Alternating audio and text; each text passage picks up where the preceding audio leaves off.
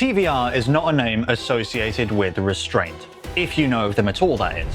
While today the question of whether the company is dead is really the only coverage they get, back in the 90s they were at the top of their game. So with a reputation for hating all things health and safety, what would it take for a car to be too crazy even for TVR? The Cerberus Speed 12 went by many names throughout its development. Being first presented at the 1996 Birmingham Motor Show, the TVR Project 712 concept could certainly have been described as extreme, with the moniker referring to the car's 7.7-litre V12 engine. This frankly ridiculous engine was comprised of essentially two TVR straight sixes mounted to a common crankshaft, and was claimed to produce more than 800 brake horsepower in the road version of the car. This spawned claims that the car was actually faster than the McLaren F1, widely regarded to be the world's fastest production car at the time, though this title is contentious as discussed in my video about the Dower 962. The first concepts shown were designed to be FIA compliant, lining up with the GT1 class rules. This meant power output was limited to 660 horsepower and the weight was kept to just 1,000 kilos. The road car weighed the same, just 1,000 kilos, but had none of the power restrictions that the GT1 car did, with some TVR engineers claiming it was capable of a peak output around 1,000 horsepower, which would give it a pretty insane power-to-weight ratio of 1 brake horsepower per kilogram of mass. Compared to the power figures pushed by some of today's most powerful machines, 1,000 horsepower isn't as outrageous as it was back then. Remember that TVR was showing this car off a decade before the unveiling of the Bugatti Veyron, and claimed a similar power output without using turbos, of which the later Veyron had 4. It's also worth keeping in mind that as far as TVR's history goes, this time period was a veritable golden age. 20 years of apparent death, rebirth, and death again can obscure the fact that in the mid to late 90s, TVR was making a decent number of cars, many of which were well loved in enthusiast circles. They were generating tens of millions of pounds in revenue and were actually Britain's largest sports car company for a time in the late 90s. They're Britain's biggest car manufacturer. In this context then, it's not hard to see the appeal of GT class racing to the firm. The collapse of Group C sports car racing in the early 90s had ushered in the age of GT racing being the pinnacle in Europe, providing a potentially enormous opportunity for road car makers to show off their engineering brilliance. What happened instead, of course, was the rise of the homologation specials, and TVR were keen to jump into that mix.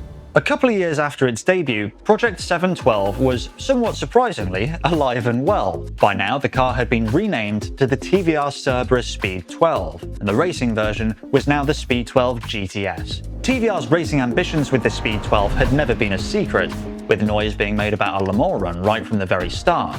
While that was never quite within reach, they did manage to run the car in the British GT Championship, as well as in a few FIA GT Championship races, but ultimately rule changes killed off the Speed 12's chances of competing in the latter long term.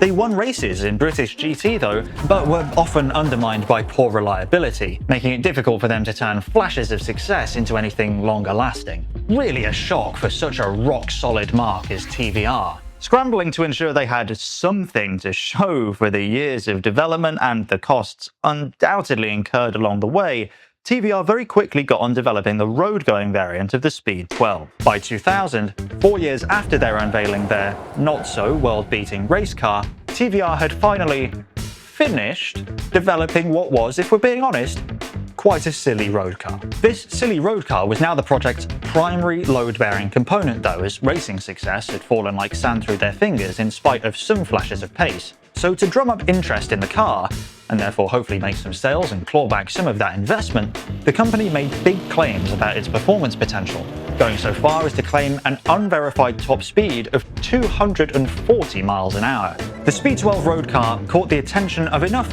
mad people that despite the eye-watering £245,000 asking price, they have received a number of orders and deposits for the car.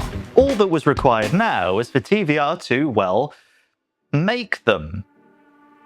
At the time, Peter Wheeler, TVR's owner, did an interview in which he recounted the Speed 12 breaking the input shaft for a dyno rated at 1,000 horsepower, resulting in the team retesting the engine by measuring the output of each cylinder bank separately, resulting in a combined figure of 960 horsepower. He then reportedly drove one of the finished Speed 12 prototypes home from work and decided the car was in fact completely undrivable on the road, claiming it was simply too powerful. He may have had a point. As the company's ethos demanded never incorporating drive aids like ABS or traction control, the idea of driving a 1,000 horsepower, rear-wheel drive, 1-ton hypercar without any of that on tight British roads sounds terrifying. There's going to be plenty of people in the comments saying how awesome this thing would have been, how it would have been the ultimate road car, yada yada yada. Every single one of them would have binned it in 30 seconds flat, I can almost guarantee it.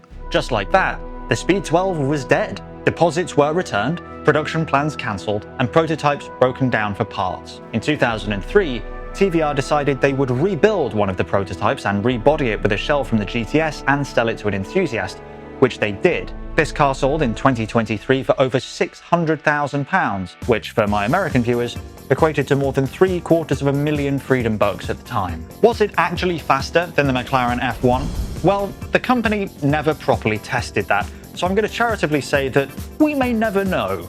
Culturally, the Speed 12 has survived mostly due to its repeat appearance in video games, notably Gran Turismo, but others too.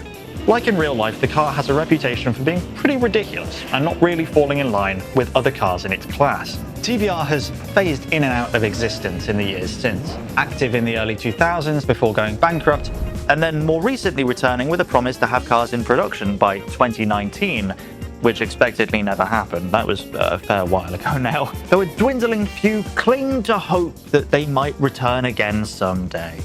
The GT1 era at Le Mans was turned on its head instantly by the Dower 962. You can check out that video here. Thanks for watching, and until next time, goodbye.